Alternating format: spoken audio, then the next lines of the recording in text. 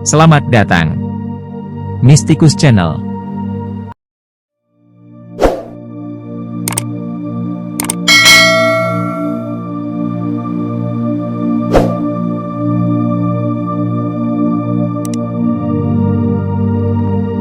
Syekh Ibnu Athaillah atau Ahmad Ibnu Muhammad Ibnu Athaillah As-Sakandari terkenal dengan karyanya Al-Hikam. Sosok kelahiran Alexandria, Mesir, 648 Hijriah, 1250 Masehi ini adalah tokoh sufi terkemuka dari Torekot Syadziliyah. Murid langsung dari Abu Al-Hasan Asy-Syadzili, pendiri Torekot tersebut yang hidup pada masa dinasti Mamluk. Syekh Ibnu Athaillah wafat di Kairo pada 1309 Masehi. Ia dimakamkan di Kompleks Permakaman Al-Qorofah Al-Kubro. Ribuan pelayat mengiringi pemakamannya. Makamnya masih sering dikunjungi oleh para peziarah hingga kini. Seperti lazimnya makam para nabi, orang saleh, dan wali, makam Syekh Ibnu Athaillah juga dibangun masjid di sekitarnya. Masjid ini juga menjadi salah satu pusat taklim hingga saat ini. Syekh Ibnu Athaillah As-Sakandari menyatakan tentang bagaimana seandainya ada keturunan nabi secara nasab namun tidak mengikuti ajaran-ajaran kakeknya. Syekh Ibnu Athaillah As-Sakandari dalam kitabnya Tajul Arus, mengutip sebuah ungkapan yang disampaikan oleh Nabi Ibrahim yang mengadu kepada Allah dalam Al-Quran Surat Ibrahim ayat 36. Faman tabi'ani fainahu minni. Artinya, barang siapa yang mengikutiku, maka orang itu termasuk golonganku. Dengan kata lain, siapapun orangnya, tanpa pandang bulu, apabila mengikuti jejak Nabi Ibrahim, baik keluarga ataupun tidak, akan menjadi golongan Nabi Ibrahim. Sebaliknya, sebagaimana ayah atau dalam sebagian riwayat menyatakan paman Nabi Ibrahim, walaupun mereka adalah keluarga Nabi Ibrahim sendiri, karena tidak mengikuti jejak Nabi Ibrahim, akhirnya mereka celaka. Pada ayat yang lain mengisahkan bagaimana kisah Nabi Nuh. Pada saat ia dan kaumnya dilanda bencana banjir bandang. Allah sudah menjanjikan orang yang akan selamat adalah siapa saja yang mau tunduk dan patuh atas ajakan Nabi Nuh. Namun apa daya, anak Nabi Nuh sendiri yang bernama Kan'an tidak mau mengikuti ajakan ayahnya. Dengan begitu, ia akhirnya terancam tenggelam. Nabi Nuh lalu mengadu kepada Allah dengan aduan yang sebagaimana diabadikan dalam Al-Quran Surat Hud ayat 45. Wanada Nuh Robbahu faqala Robbi innabni min ahli, wa inna wadakal haqqa wa anta ahkamul hakimin. Artinya, dan Nuh memohon kepada Tuhannya seraya berkata, ya Tuhanku, sesungguhnya anakku adalah termasuk keluargaku, dan janjimu itu pasti benar. Engkau adalah hakim yang paling adil. Walaupun itu anak kandungnya Nabi Nuh sendiri, karena tidak menurut, Allah pun kemudian berfirman menjawab aduan Nabi Nuh tersebut sebagaimana disebutkan dalam Al-Quran Surat Hud ayat 46. Qala ya Nuhu innahu laisa min ahlik, innahu amalun ghairu sholihin, fala tas'alni ma laisa laka bihi ilmun, inni aizuka antakuna minal jahilin. Artinya, dia, Allah, berfirman, wahai Nuh, sesungguhnya dia bukanlah termasuk keluargamu, karena perbuatannya sungguh tidak baik. Janganlah kamu meminta kepadaku sesuatu yang tidak engkau ketahui. Sesungguhnya aku menasihatimu supaya kamu tidak termasuk orang-orang yang bodoh. Oleh karena itu, mengikuti sikap-sikap baik para utusan Allah menjadi penentu. Bisa jadi, ada keluarga Nabi tapi karena tidak mengikuti jejak nabinya, ia bisa tidak diakui bagian Nabi itu. Begitu pula sebaliknya, bukan keluarga Nabi namun patuh kepada Nabi, ia bisa dianggap menjadi keluarganya Nabi Muhammad Shallallahu Alaihi Wasallam. Semua tergantung pada kepatuhan. Sebuah kisah perang parit, Honda, menguatkan penjelasan ini. Pembuatan parit sebagai strategi perang berawal dari ide sahabat Salman Al-Farisi. Salman adalah sahabat yang patuh, orangnya kuat, idenya cemerlang. Akhirnya sahabat Muhajirin dan Ansyar masing-masing menganggap Salman bagian diri mereka semua. Begitu pula Rasulullah Shallallahu Alaihi Wasallam.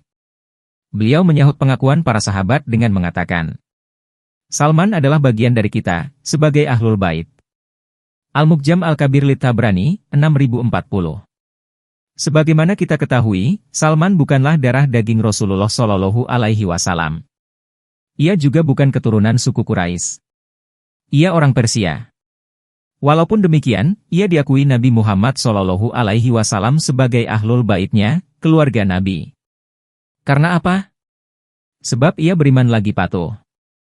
Kuncinya adalah mengikuti perintah dan menjauhi larangan Rasulullah Shallallahu Alaihi Wasallam. Ibnu Athaillah mengatakan, yang dinamakan patuh adalah seorang pengikut seolah menjadi bagian dari orang yang diikuti meskipun orang yang mengikuti adalah orang lain, bukan keluarga, sebagaimana halnya Salman Al-Farisi radhiyallahu anhu, karena ada hadis Nabi Muhammad Shallallahu Alaihi Wasallam, Salman bagian dari ahlul bait kami. Padahal sebagaimana kita ketahui, Salman itu berkewarganegaraan Persia, karena ia mengikuti jejak sikap Rasul, bisa menjadikannya bersambung kepada Rasulullah Shallallahu Alaihi Wasallam. Begitu pula sebaliknya, walaupun keluarga Rasul, jika tidak patuh ajaran Nabi, ia bisa terputus mata rantai kekeluargaan dengan Rasulullah Shallallahu Alaihi Wasallam. Ahmad Ibnu Athaillah As-Sakandari, Tajul Arus, Darul Kutub Al-Ilmiyah, Beirut, cetakan pertama, 2005, halaman 5. Dalam hadis lain sebagaimana diriwayatkan oleh Ibnu Umar yang terekam dalam Musnad Ahmad, Sunan Abu Daud dan beberapa kitab hadis yang lain menceritakan. Kita pernah duduk bersama Rasulullah Shallallahu Alaihi Wasallam. Beliau mengupas tentang aneka macam fitnah, ujian besar di akhir zaman. Beliau menjelaskan panjang lebar tentang fitnah-fitnah itu, hingga beliau menyinggung tentang fitnah akhlas. Ada seseorang yang bertanya, "Ya Rasulullah, apa yang dimaksud fitnah akhlas?" Rasul menjawab, yaitu, fitnah pelarian dan peperangan. Kemudian fitnah sara, karena banyak bermegah-megahan hingga lupa dan jatuh dalam perilaku maksiat, yang asapnya dari bawah kedua kaki seseorang dari ahli baitku, ia mengaku bagian dariku, padahal bukan dariku. Karena sesungguhnya orang-orang yang aku kasihi hanyalah orang-orang yang bertakwa. Kemudian manusia bersepakat pada seseorang seperti bertemunya pinggul di tulang rusuk. Setelah itu, fitnah Duhaimah, yang tidak membiarkan ada seseorang dari umat ini kecuali dihantamnya. Jika dikatakan, ia telah selesai, maka ia justru berlanjut. Di dalamnya ada seorang pria yang pada pagi harinya beriman, tetapi pada sore harinya menjadi kafir, sehingga manusia terbagi menjadi dua kemah, kemah keimanan yang tidak mengandung kemunafikan dan kemah kemunafikan yang tidak mengandung keimanan. Jika itu sudah terjadi, maka tunggulah kedatangan Dajjal pada hari itu atau besoknya. Musnad Ahmad, 6168. Menafsiri hadis tersebut, Syekh Ali bin Muhammad Al-Qori, dalam karyanya Mirqatul Mafatih Syarah Mishkatul Masyabih menjelaskan. Yang dimaksud, ia mengaku bagian dariku, adalah karena secara lahir, kenyataannya memang ia bagian dariku, Nabi Muhammad Shallallahu Alaihi Wasallam, dalam sisi nasab. Adapun hasil nyatanya, fitnah tersebut ada karena disebabkan olehnya, dan justru ia malah menjadi pembangkit fitnah tersebut.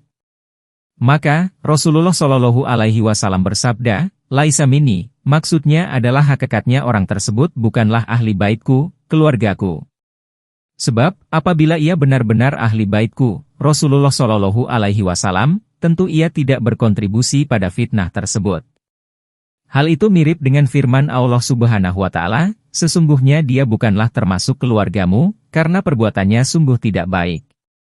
Syekh Ali bin Muhammad Al-Qori, Mirqatul Mafatih Syarah Mishkatul Masyabih, Darul Fikri, Beirut, 2002, Juz 8, halaman 3399.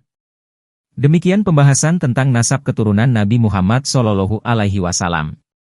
Semoga Allah memberikan kepada kita kepahaman tentang nasab keturunan Nabi Muhammad Shallallahu Alaihi Wasallam yang telah disampaikan Syekh Ibnu Athaillah As-Sakandari dalam kitabnya Tajul Arus. Jika Anda menyukai Mistikus Channel silahkan like, komen, share, subscribe, dan nyalakan tanda lonceng untuk mengikuti update terbaru. Terima kasih.